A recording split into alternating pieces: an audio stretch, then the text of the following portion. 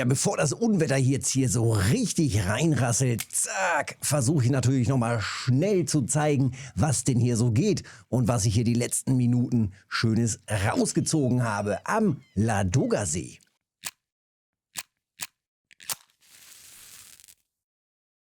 Auf Pose bin ich hier mal wieder aus, denn das klappt immer wieder ganz gut hier. Es wurde ja vor Monaten ordentlich gebufft, das Posenangeln am Ladogasee von Land aus. Jetzt haben wir hier aber schon übelst Wind und Gewitter.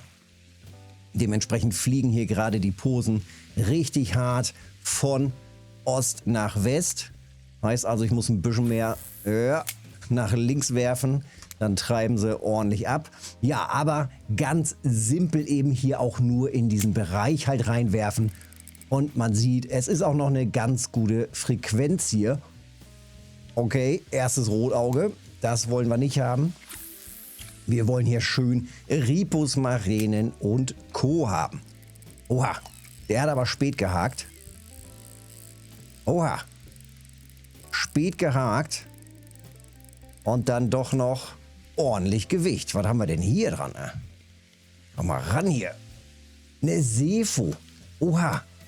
Die Seefos, ja, die merkt man eigentlich immer erst oder eigentlich relativ schnell, wenn die Pose so an der Oberfläche lang zieht. Fast wie so ein Döbel oder so. Der macht das auch so. Also die machen fast eher so einen Hebebiss, als dass die so richtig runterziehen. Ja, so sieht es hier gerade aus. Also schön voll mit Zwergmareen und Ripusmareen hauptsächlich.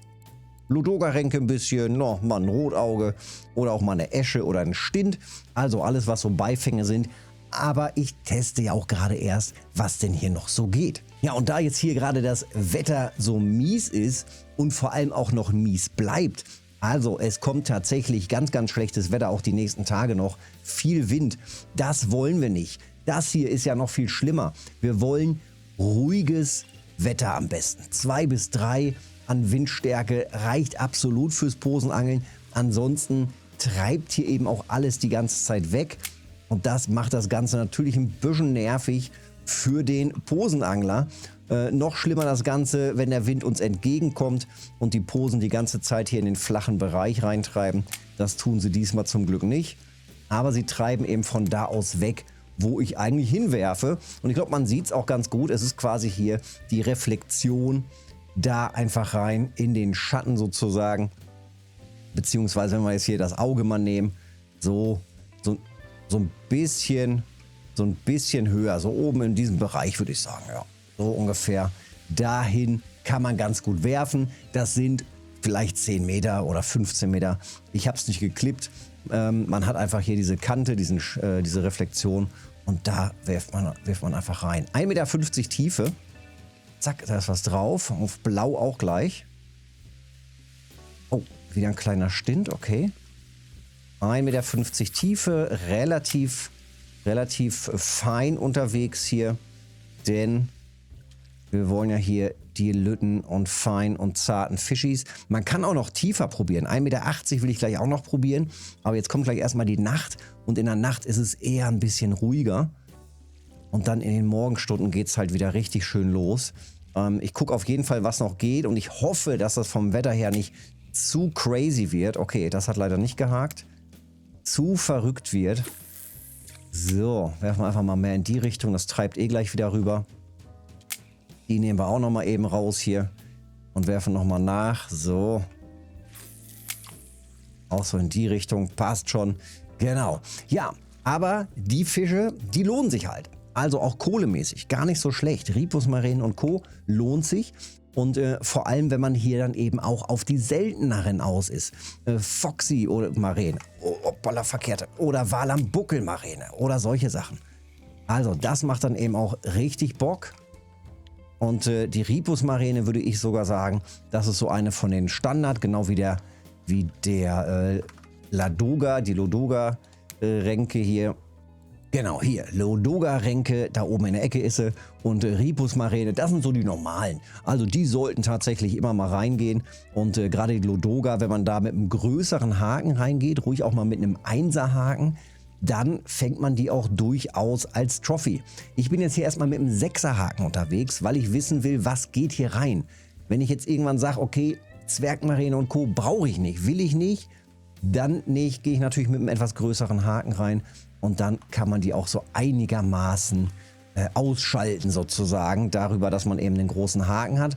Allerdings hat man dann immer mal wieder Zuppler und Fehlbisse, weil ja die kleinen Fische dann trotzdem irgendwann getriggert werden aufgrund des Köders, aber dann einfach leider nicht haken. Ja, von der Position her, weiß nicht, ob man das so einigermaßen erkennt. Da drüben ist das Dorf und wir müssen hier tatsächlich mit dem Boot rüberfahren. Also vom Anleger hier, zack, einmal gerade rüber und dann sind wir schon hier an der Position. Also zack, gerade kurz rüber, hier eben kurz drauf brettern und eben hier raus. Und dann kann man hier könnte man tatsächlich auch auf Grund angeln. Also wenn du Bock hast, da gehen auch Saiblinge rein oder sowas, mit Tauwurm auf Grund, mit Eintagsfliege oder sowas, einfach auswerfen hier bis in diese Rinne rein. Kann man natürlich auch machen.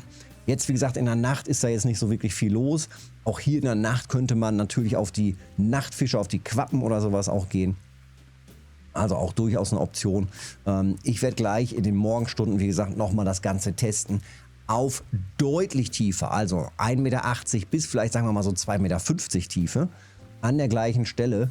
Ich hoffe, wie gesagt, dass das gleich vom Wetter nicht mehr ganz so schlimm ist.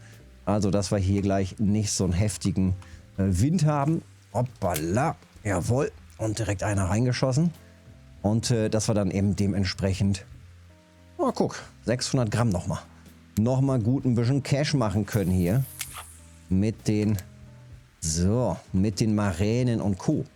Ja, wie gesagt, Walam-Buckelmaräne und ähnliches oder diese seltenen auch ruhig feiner testen. Wir gucken noch mal kurz ins Setup rein. Nehmen wir mal hier die klassische, die Rebellion Match.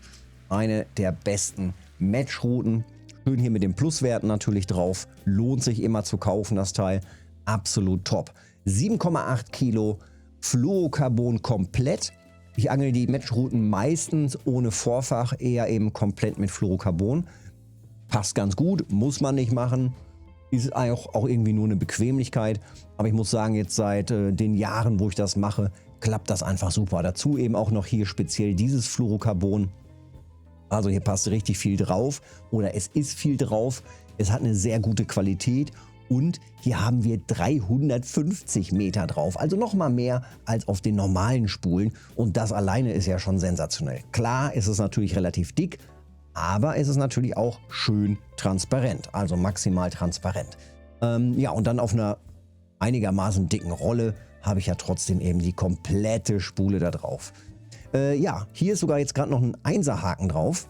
Auf dem anderen Setup, gucken wir mal eben hier rein, haben wir einen 6er Haken drauf und hier auf der 3 könnten wir sogar noch mal tauschen und zwar auf einen 10er Haken. Auch eine super Größe. Machen wir das mal eben direkt. 10er Haken für diese Fischis passt immer super. Steinfliege und Eintagsfliege ist der Originalstandard hier. Also es gehen so gut wie alle Fische auf diese Köderkombination. Ich würde auch zum Anfang, ich würde gar nichts anderes testen. Wenn du nur eins von beiden kannst, machst du eine Route mit Steinfliege, die andere mit Eintagsfliege. Wenn dir vielleicht auf der Eintagsfliege zu viele Zwergmaränen reingehen, wechselst du auf die Steinfliege. Und da geht irgendwo was drauf. Und es ist schon wieder hochgekommen. Naja, vielleicht geht es gleich nochmal runter. Ja, ist sofort. Und hängt. Und da geht auch noch was rein. Und komm, jetzt aber schnell hier. An allen Seiten. Zack, nochmal die kleine Zwergmaräne. Komm schnell raus. Und hier, jawollo. Was haben wir denn hier in der Nacht? Nur die Zwergmaränen? Tatsache. Schnell wieder raus. Und jetzt die dritte Route, gerade umgeändert auf einen 10er Haken. Auch hier bleibe ich auf 1,80 Meter, genau. Na, die müssen wir ein bisschen mehr auswerfen. Laden wir mal ein bisschen mehr auf. Die hat ein schlechteres Wurfgewicht hier. So. Aber dann passt das doch. Und sinkt langsam runter. Ja, so viel dazu. Ich glaube, es ist alles gesagt und getan. letzten Endes ausprobieren, testen, wie immer. Man kann natürlich auch andere Köder noch testen. Wie gesagt, auch hier ruhig in Kombination mit Würmern mal ausprobieren. Oder wenn ihr wollt, dann eben auch diese Larven. Und zwar hier sowas wie zum Beispiel den Schwimmkäfer oder eben natürlich auch Bachflohkrebs. Das sind natürlich Goldköder bzw. relativ selten zu bekommene Köder hier. Mit dem Netz kann man die natürlich auch rausziehen, aber eben auch äußerst selten. Ja, wäre noch eine Option. Oder auch sowas wie Köcherfliege oder Borkenkäfer mal mit reinnehmen, Blutegel zum Beispiel. Also das sind alles Köder, die durchaus gehen. Ja, so viel dazu. 20 Minuten jetzt hier am Spot. Ich bin schon ganz zufrieden, passt soweit. Auf jeden Fall eine gute Sache, eine gute Stelle, um halt gerade halt am Tag richtig hier schön nochmal ein bisschen Prozente zu machen, auch ganz gut Cash zu machen. Na, kommt noch einer rein. Und vielleicht eben auch eine der seltenen Trophäen hier abzuhaken. Denn wie gesagt, hier gerade diese Walam-Buckelmaräne, Ripusmaräne und so weiter, die sind einfach, Foxy-Ränke sind einfach selten. Aber auch geile Fische. So, weitermachen. Petri Lümmels, wenn es gefallen hat, Daumen da lassen, Kanal abonnieren nicht vergessen. Und ich warte jetzt auf schön Wetter. Bei dem ollen Mistwetter macht das nicht so richtig Bock. Petri, bis zum nächsten Mal.